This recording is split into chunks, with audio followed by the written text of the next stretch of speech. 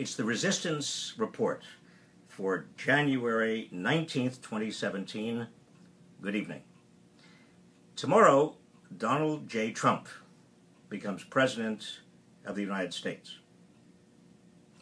Now, many of you are going to be boycotting, many members of Congress are going to be boycotting the inauguration.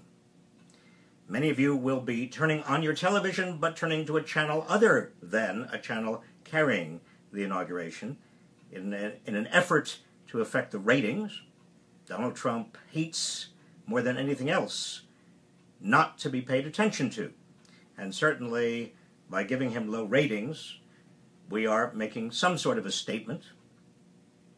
But I think it's also very important, given what is about to occur, to have a clear-eyed view of what led to it and also how Donald Trump is going to respond to the forces that actually put him into the White House. Now, his campaign was fueled not solely by racism and misogyny and xenophobia. We've had racism in this country for 2 centuries at least, and we've had a lot of misogyny and a lot of xenophobia. No, what Donald Trump did is he used the economic anxieties and fears of a downwardly mobile working class to take advantage of that racism and misogyny and xenophobia, to actually use that racism, misogyny, and xenophobia as a vehicle to promote himself. Without those economic fears and insecurities, without that sense that people had been working harder and harder and getting nowhere and were on a downwardly mobile escalator, Donald Trump would not have been able to use hatefulness as a vehicle to get into office tomorrow. Now, it's important to understand that because this is the biggest bait-and-switch operation in American history. Donald Trump convinced many people in the working class, particularly the white working class, that he was going to be their emissary, their spokesman, their vehicle for changing their fortunes. But in fact, he is doing just the opposite. Today, there was a confirmation hearing for Steve Mnuchin for his Treasury Secretary. It was very important and indicative because Steve Mnuchin came out of Goldman Sachs and then bought a bank in Los Angeles and proceeded to close down a lot of people's homes, take their homes away from them. He proceeded to utilize his investments in ways that actually reduced the number and quality of jobs in America. And Steve Mnuchin, I don't want to pick on him, he is not alone. In fact, if you look at all of the people that Donald Trump has put into economic positions, another one announced today, a man named Carl Icahn. Now, what you ought to know about Carl Icahn is that Carl Icahn is a corporate raider. Donald Trump wants him to be Trump's advisor on regulatory reform. As a corporate raider starting in the 1980s, Carl Icahn caused companies to outsource abroad, to push down wages, to bust unions, to do anything that was necessary to raise share prices. Another one who is in the inner circle with regard to economics is Wilbur Ross. As Commerce Secretary, Wilbur Ross did exactly the same thing. He'd buy up companies and then squeeze payrolls, fire workers, outsource abroad, substitute automation, fight unions, and push up share prices. That was also the strategy of economic advisor, another economic advisor, Anthony Scaramucci. Another advisor In fact, someone who will be heading the National Economic Council, the chief economic advisor for Donald Trump, Gary Cohn, another alum of Goldman Sachs, who has spent his life in his investments and in Goldman Sachs, quite apart from being there when Goldman Sachs was treating the economy as a casino and ultimately leading the way toward the near meltdown of the economy, leading to a federal bailout. He also treated companies the way all of the rest of these have done. Carl Icahn and Wilbur Ross and Steve Mnuchin and the others. All the people that Donald Trump is bringing in to run the economy have been financiers. They're not business people. They're not successful businessmen. They are financiers. There is a difference. Financiers treat the economy as if it is a bunch of financial assets, not people. Their goal is to maximize shareholder returns, not provide good jobs. And that is a fundamental problem. That is a big part of the bait and switch. A lot of working Americans who supported Donald Trump are going to discover that the people guiding the economy really don't care about good jobs at all. They have been looking at the economy their entire careers, their entire lives, not as people, but as financial instruments. Another part of the bait and switch is that Donald Trump has put into his cabinet more multimillionaires and billionaires than any preceding president. People who are part of the billionaire class. People who have no idea how average working people live or what they need. Donald Trump has styled himself as a working class populist.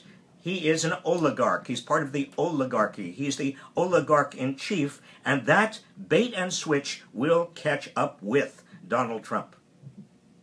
I can't tell you how long it will be before a lot of the people who supported Trump see what actually has happened and see the consequences for them and their families, but they will see it.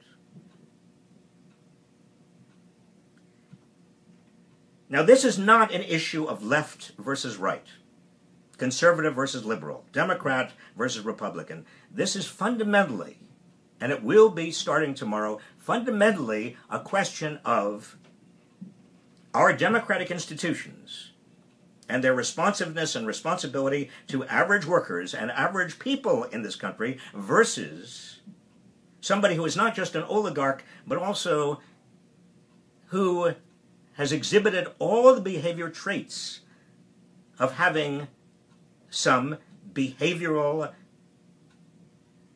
and personality disorders, pathological narcissism, megalomania, an inability and compulsive inability to tell the truth, an extraordinary indifference to the consequences of what he says or what he does. This will also catch up with him, folks.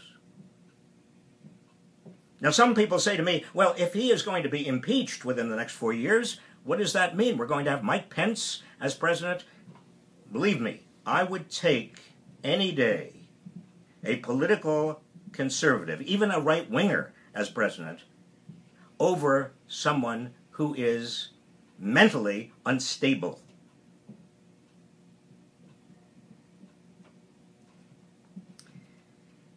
Now, the most helpful and I think hopeful way to look at the grievous events that will occur tomorrow, when he takes the oath of office and Donald Trump becomes president of the United States, is to view it as a test of our democracy, a test of the strength of our American institutions, the separation of powers. For example, how and to what extent will Republicans respond to Donald Trump as Donald Trump? Federalism. How will state governments, even Republican-dominated state governments, respond? Will they respond to what the public needs, or will they simply respond and kowtow to the rantings and ravings of Donald Trump? It will be a test of our civil service, the professionals in government, who will be under pressure not to do their jobs, but who must do their jobs. That is their duty to do their jobs. And if they see illegality, they are going to have to blow the whistle. That is a test for them, a big, big test. It's going to be a huge test for our free and independent press. Donald Trump has used every technique so far to intimidate the press, and when Donald Trump has control over the Federal Communications Commission and the Antitrust Division of the Justice Department and the Federal Trade Commission, he will use that control, presumably, to intimidate the press even more so. It will also more fundamentally be a test for all of us, American citizens. Because, you see, we don't work for Donald Trump. He works for us. He will be President of the United States, but that is a position, in fact, the preeminent position of being a public servant. He cannot fire us, but we can fire him. He is not CEO of the United States starting tomorrow. He is not King of the United States starting tomorrow. He is President of the United States, and we, the people, are in charge of our government and even our president. So ultimately, the challenge of Donald Trump, beginning tomorrow, falls upon each and every one of us. It is a tall order, but there is no other choice. Finally, let me just say that I have spent a good part of the last, I hate to say it, hate to admit it, 50 years of my life in government or around government, reporting on government, writing about government and public policy. I have spent my life observing presidents and the actions of presidents I disagreed with.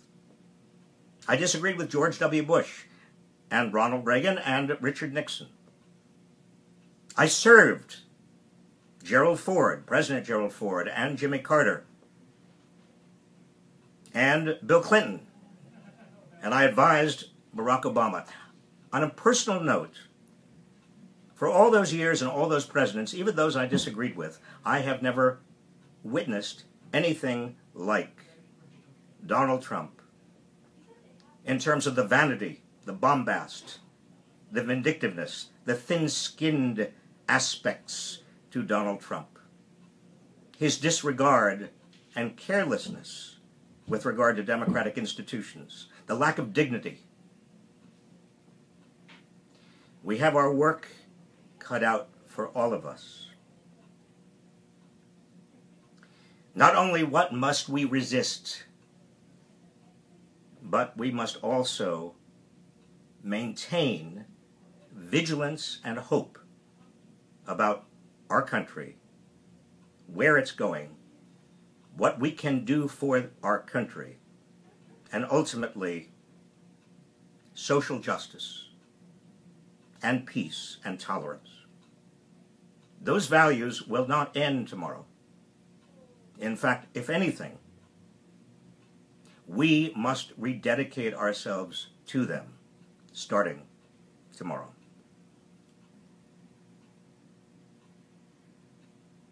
That's the Resistance Report for tonight. I'll talk to you tomorrow.